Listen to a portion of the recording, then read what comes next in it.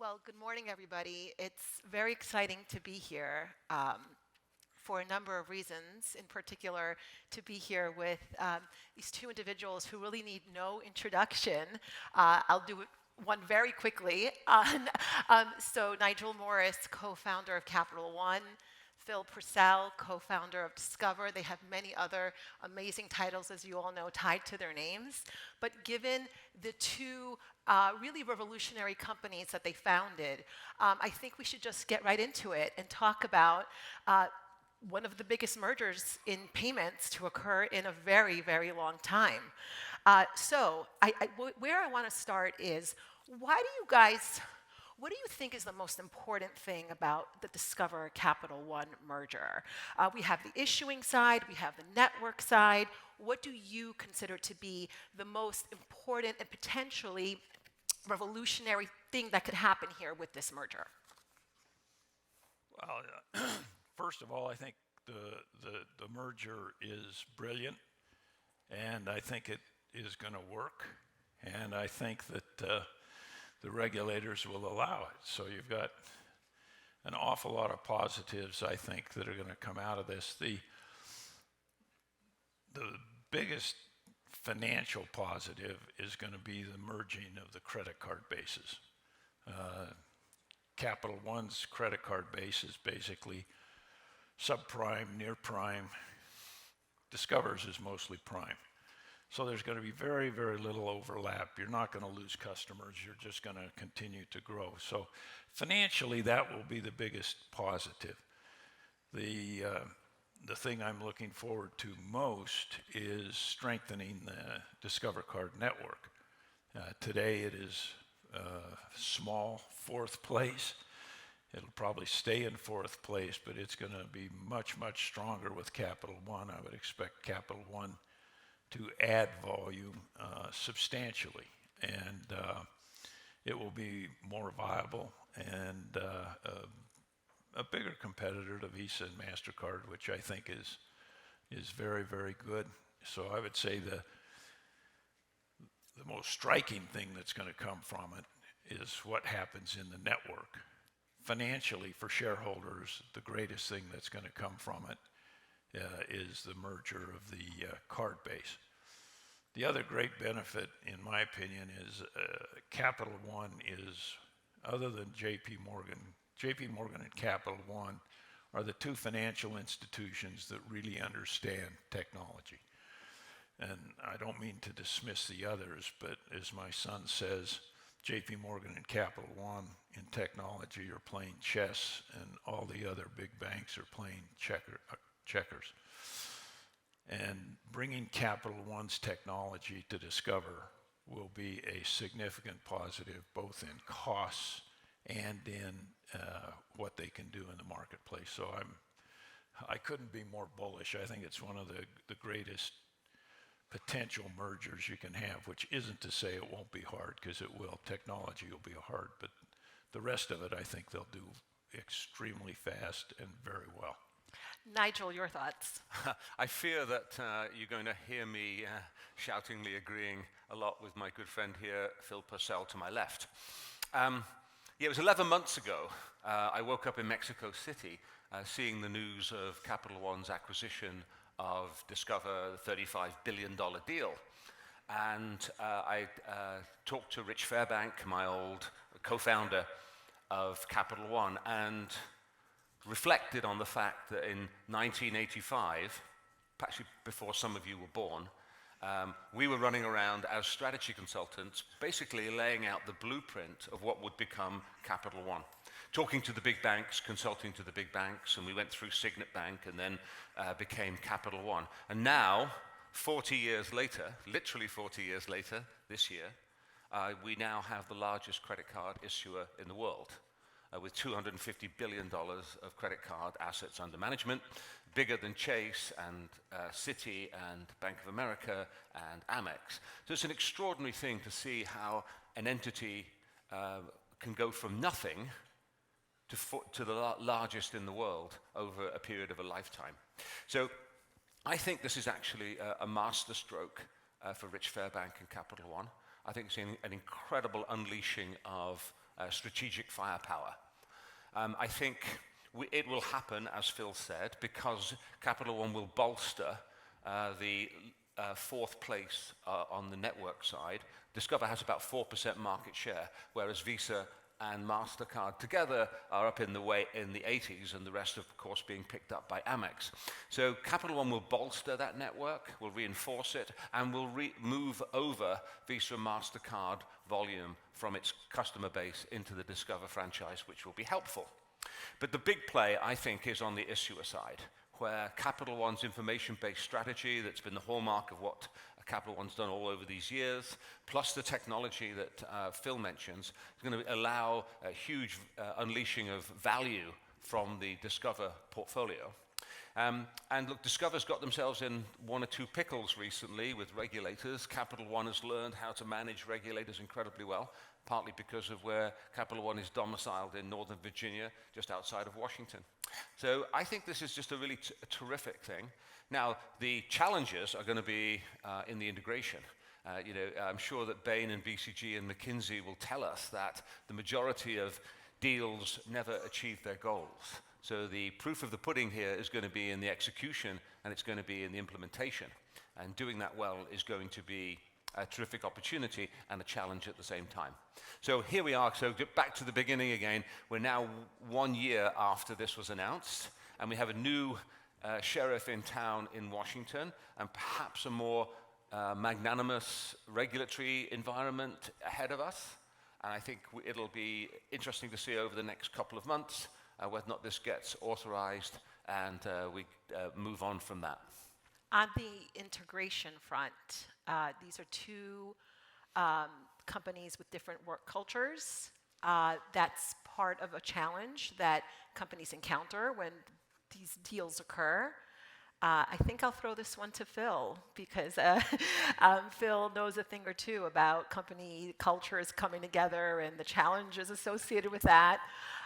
What are your thoughts here in terms of what does Cap One Discover, what do they need to do? What does Cap One's leadership in particular need to do to ensure that this goes as seamless as possible from a work culture and coming together of the mind standpoint?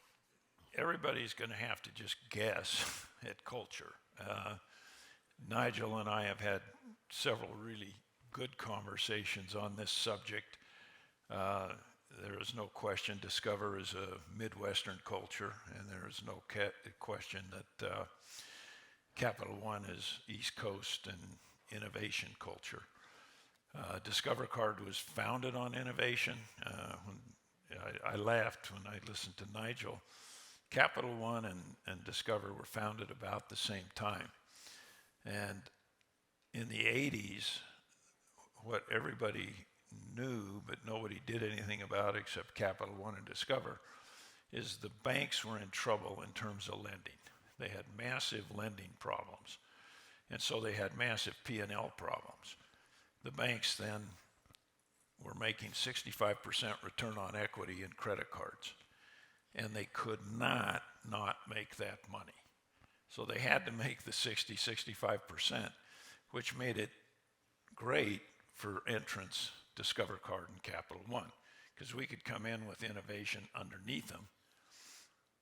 They were charging $20 a card. They were giving no benefits to the consumers, so we could come in, free card, cashback bonus, and other things. They did the same thing. So both of the companies have an innovation background, but in technology, Capital One, I'd say, has moved ahead. So I think the hardest part of integration is going to be in the systems part of the company. I think Capital One has invested enormously in technology. Discover Card has been like everybody else. And so that will be a culture clash for sure. I don't believe it'll be much of a culture clash on the card side. I think on the card side, everybody gets the joke, and that should go fairly smoothly. But on the systems, technology, fraud, all of those things that are absolutely critical to your future there's going to have to be some very hard decisions. You're going to adapt one system, not two, and so that's where I expect the cultures to clash, and I expect it to be very, very difficult. And Capital One's got to be really smart about sending the right kind of people to get that done, because it'll end up Capital One systems. Yeah, if I would just pile on a little bit, the conceptual challenge here is how do you get the best of both functional skills and capability and comparative advantage and put them together so 2 + 2 = 5 rather than 2 + 2 = 3. And if you look at the respective organizations, you would say on the Discover side, you've got this wonderful closed loop system, albeit subscale. You have the ability to charge extra fees on debit, which is a grandfathered arrangement that could be really useful to Capital One. You've got low-cost operating culture, which I think was very consistent with some of those Midwestern ideals that is quintessentially Discover. And then on the Capital One side, you've got this, this analytical engine, the ability to be able to price to risk, the ability to innovate in terms of the top end of the market with the high volume transactors and with the Capital One cafes, etc. And then in the near prime, subprime space to really dominate that space. So Capital One, like no other credit card issuer, has the ability to play the full spectrum of the credit vista. So and then, as Phil said, the investment in technology and being able to leverage that at scale. So as you start trying to put those two organizations together, I'd say a couple of things. One, it's going to take 2 to 3 years. This does not happen in 2 to 3 months. And from the big organizational changes that I've been involved in, it gets worse before it gets better. So realizing that it's a long journey and being really respectful to the two different cultures. Drucker says that culture eats strategy for breakfast, and being mindful of both of these cultures and understanding how they can come together to create a better culture is going to be really important. And I think Discover and Capital One, given their historic innovation roots and how they don't come from traditional branch-based banking, the cultural clash has the potential to be a whole lot less than it would be if a traditional organization, for example, were buying Discover or buying Capital One. So it's going to be an executional challenge. My sense is that the people at Capital One are going to be tuned in on that. They, after all, did buy several Main Street banks over the last 20 years, but we'll see. And there'll be reports of things that don't go well, I'm sure, but in the long run, the compelling North Star of huge value creation, I think, will be realized. Is this the moment where Visa and MasterCard finally see another real competitor against them? Okay, so fine, there's American Express, yes, but that's a bit of a different model, as we all know. Discover as a network has been a rounding error in terms of the volume processed over its rails compared to Visa and MasterCard. As the news was breaking on the deal, what I was being told, what we were reporting, was that this was a network play for Cap One, primarily. Do you think that this deal, assuming that it goes through and proceeds as is expected, will bring forward a future near term where there is another real network competitor to Visa and MasterCard?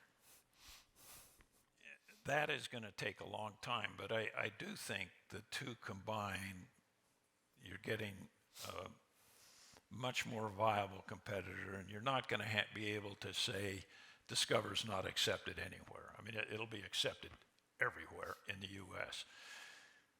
International is a whole different question, and that's something Capital One and Discover together are going to have to figure out, but that's going to take 5-10 years. I think the network provides, everyone forgets Discover Card has a debit card network, Pulse. And with what's going on in payments and the creativity of Capital One and some of the creative people at Discover, I think you're going to see them doing some things in the debit card world that are very impressive and not expected. So I think that the network is going to work for them, and they're going to make money.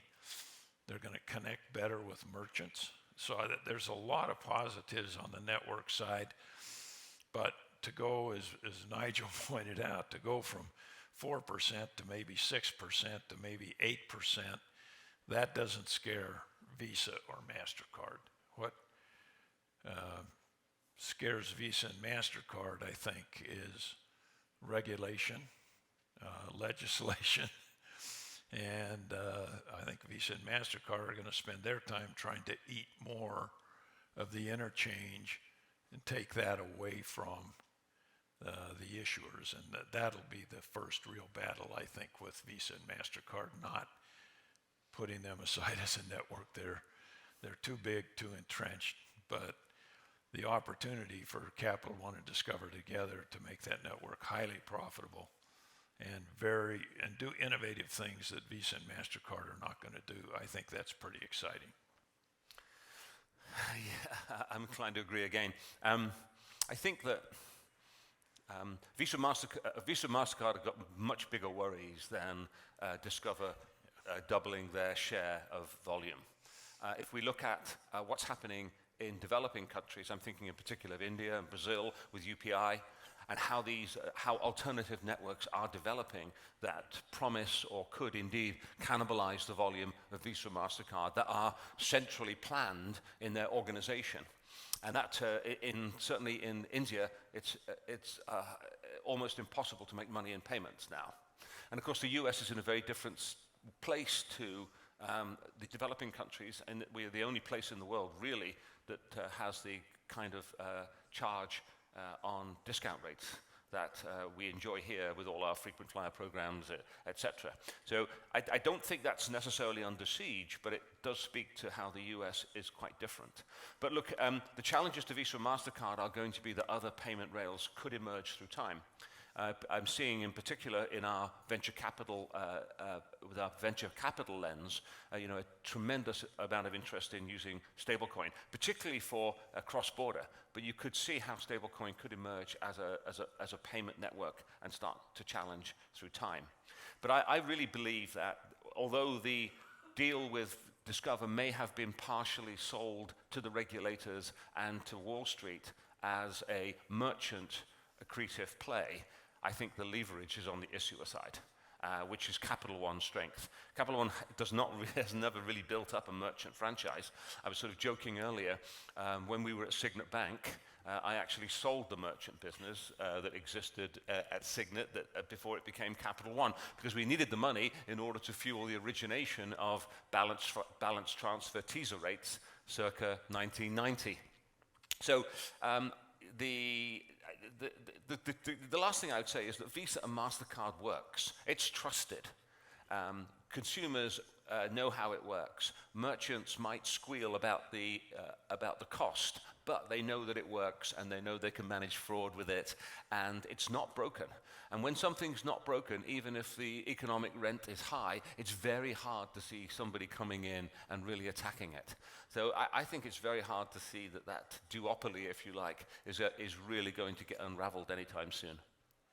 Specifically in the US, where interchange on the credit card side at least isn't capped, where there's been sort of fewer legislative threats, though, I mean, one could argue that right now, both of the networks are facing some pretty serious litigation threats, and also what's going on in DC, both from credit card legislation that's been introduced and other efforts that bring into question whether their sort of market share will be impacted will it be impacted less so by fintech disruption and more so by regulators or long-running lawsuits? But on the fintech disruption side, I'd like to ask you, starting with you, Nigel, what are sort of the present day, who do you view as present day fintech disruptors? The biggest ones, the ones that really, looking out, 5 or so years from now, you can confidently say they are likely to change the way consumers engage, whether it's with payments or other types of financial services. And I'll just add on to that.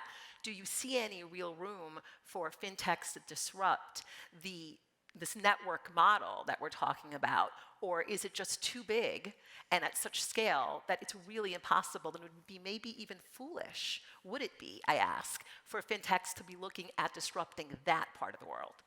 One of my favorite things to talk about. Thank you for that. We did a study with BCG, this is QED, last year. Financial service revenue worldwide is basically $13 trillion. And it's about 20 to 25% of world GDP. We're talking about a massive amount of money. The profitability on that $13 trillion is about $3 trillion, which is actually bigger than the GDP of Italy, for example. So it's huge. If you add up all of fintech around the world, you end up with about 300 billion. And 300 billion on 13 trillion is about 3%. So fintech, so people who have been saying, oh, the low-hanging fruit has been taken down in fintech, the game is now over, advantage incumbents, I think really missing the point that fintech is only slightly penetrated into this vast universe of economic pools.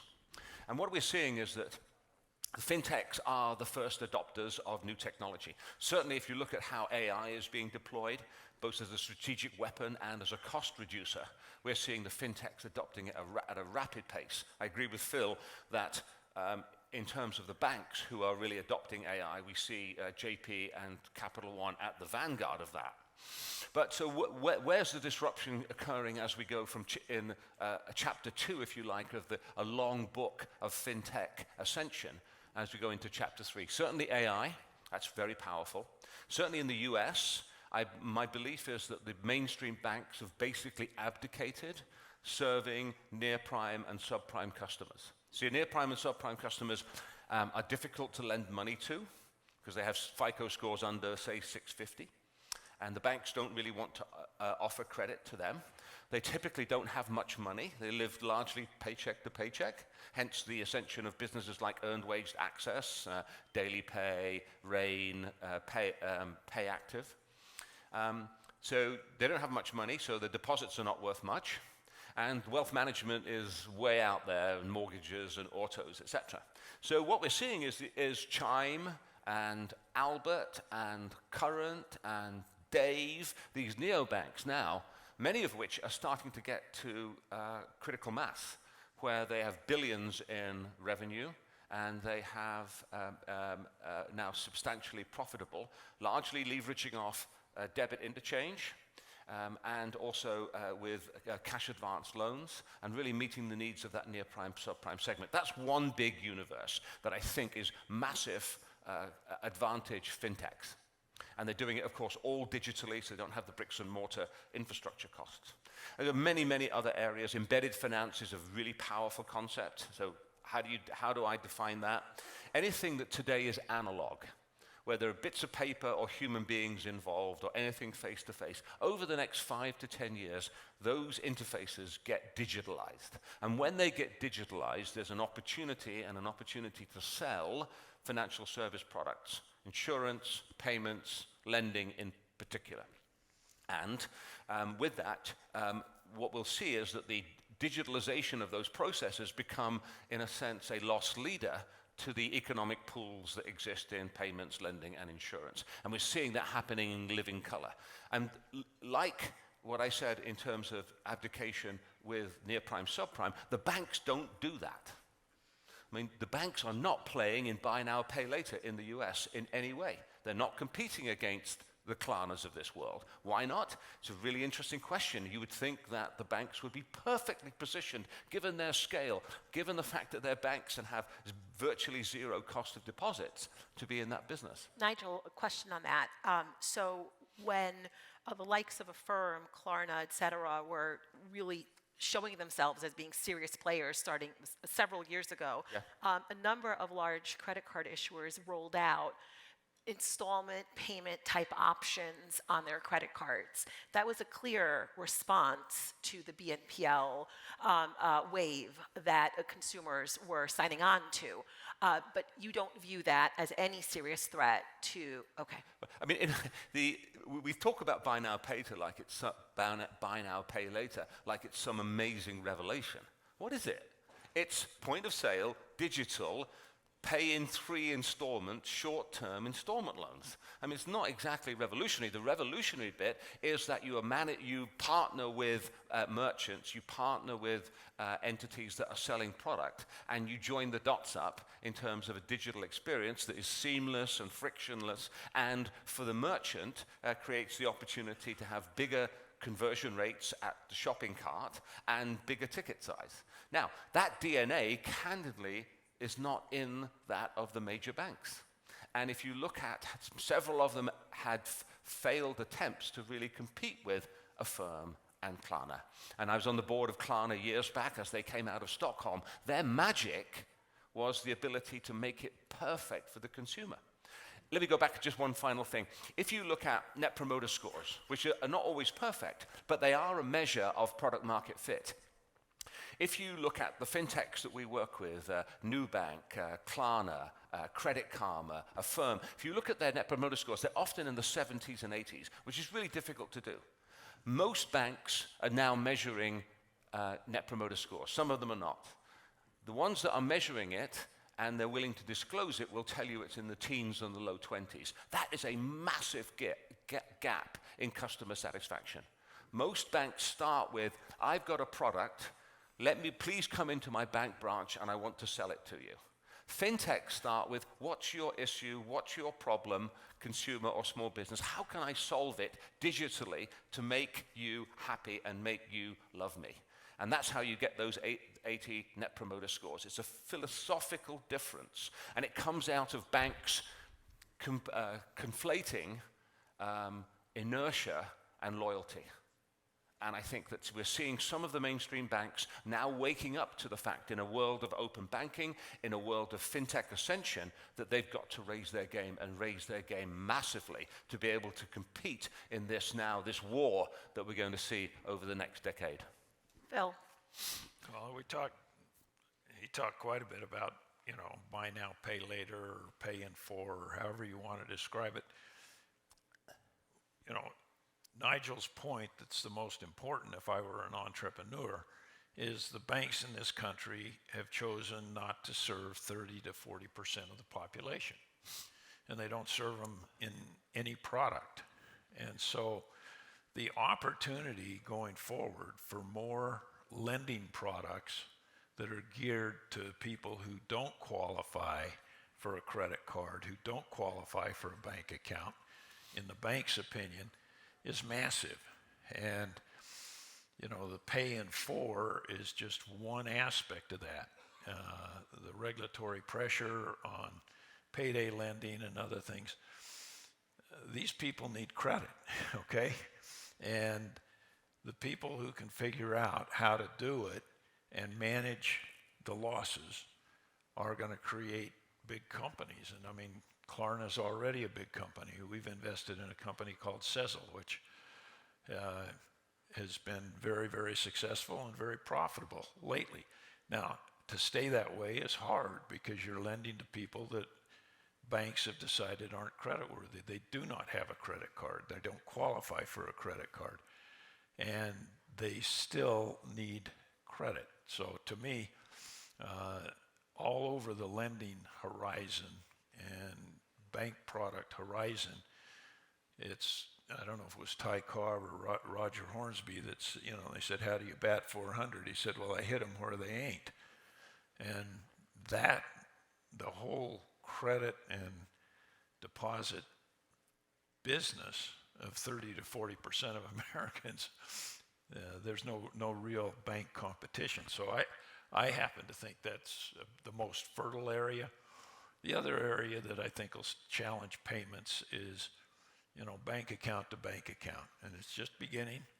There are places where it's already successful.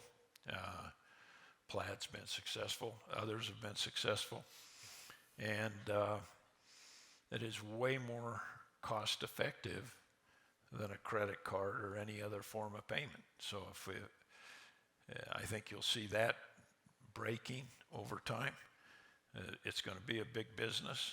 It's going to start in small niches. Maybe now it starts in cannabis and cannabis and gaming, things like that the banks can't play. But as the technology evolves and people figure out how to do it and not have fraud, not have credit losses, I think that's another very, very fertile area for fintech. As we're talking about this, I'd like to ask you the future of fintech with regards to IPOs, valuations. What is the outlook like at this point? Are we likely to see some of these fintechs that we've even been talking about today IPO this year? These last 3 years have been really very tumultuous for fintechs. So if we go back to pre-COVID days, fintechs were trading, these are the public ones, at about 4 to 5 times revenue. Then we found that COVID hit. It was only 3 years or so ago that we were disinfecting door handles and running around with masks, wondering about whether or not bleach will really put COVID to bed, if you remember. But then as COVID hit, there was this very substantial step function disruption of anything analog moving to digital. And we saw at that time a whole bunch of private equity money and hedge fund money coming into the fintech universe, which bid up the valuations over a period of about a year from 5x revenue to about 20x. So 4 times it went up. Massive movement. And then Putin invades, supply chain disruption, interest rates go up 500 basis points, and valuations come crashing down again. And in the last 3 years, we've now been bumping along where there's been evacuation of investment in fintechs as we've gone through this period of austerity. We're clearly, AnnaMaria, coming out of it now. Interest rates are stabilizing and coming down. We have a more, I think, benign regulatory regime in Washington that's emerging in front of our very eyes. And we're seeing that the companies who've got through that 3-year period are coming out stronger and more sure-footed with a real focus on their business models, their unit economics, and their ability to be able to now start to sure-footedly grow. So with that backdrop, you then look at what the IPO outlook is. I mean, there are several entities that are large at industrial scale now with terrific management teams and grown-up board governance. Chime, Revolut, Klarna, who are all in the IPO pipe ready. Question is, when do they start to go, and what are they looking for? We just saw Service Titan go public about a month ago, and got a really good reception on Wall Street. But the jury's out as to whether or not we'll see half a dozen of them try to go public in the next quarter or two, or whether or not it could be even more than that over the course of the year. But clearly, looking for liquidity is really important in this market. There's been very little liquidity now for nearly 3 years. And there's a lot of people who are ready to test the IPO market. So I find myself being on the bullish end of that, but let's see what happens. Do you see appetite for M&A as maybe an alternative to going public? I mean, probably one of the best timed deals, at least from a fintech standpoint, must have been Afterpay and Square, right? So is there... Afterpay, yeah. Right. So does that appetite exist, or is the focus more so on seeing what the public markets are like at going public? Well, everything Nigel said is correct, and to me, the big change that has happened is capital has removed itself from the venture world for 2 or 3 years here. And it will start to come back, but the biggest change is instead of talking about 40 times revenue or 20 times revenue, all of a sudden the entrepreneurs have figured out that unit economics are kind of the new mantra, and we have to make money. And when they get those two things right, now they can do M&A, they can do public offerings, and so all of that will come back, but it's not going to come back like it was, and people are going to not pay infinite multiples of revenue for companies that basically have economics that probably will never be profitable. People are going to have to see profits in the future, and they're going to have to believe that the management understands unit economics. So I think M&A will pick up. We've had a lot of exits to M&A, and I would expect we will continue to, because if you have really special technology, in general, the big financial institutions can't do it, and they have to buy it. So there's always going to be a big M&A market for technology that's ahead of what the bigger institutions with more bureaucracy can create in the time frame that it's being created today. So I think M&A is going to continue to be strong, and I think the IPO window has opened barely, and it'll stay open if the market stays where it is. We're going to see an acceleration of fintechs buying fintechs. SoFi, Nubank will start picking up fintech entities as they get scale, and we're going to see more and more of the forward-looking banks looking to buy fintechs. And of course, we just got this big one called Discover and Capital One coming together. I want to thank you guys. I knew we were going to have this problem. Too much interesting stuff to talk about. Not enough time. Thank you so much, Phil, Nigel. I think we ended on probably one of the most interesting notes here with fintech to fintech acquisitions. Thank you, everybody. Thank you. All right. Thank you.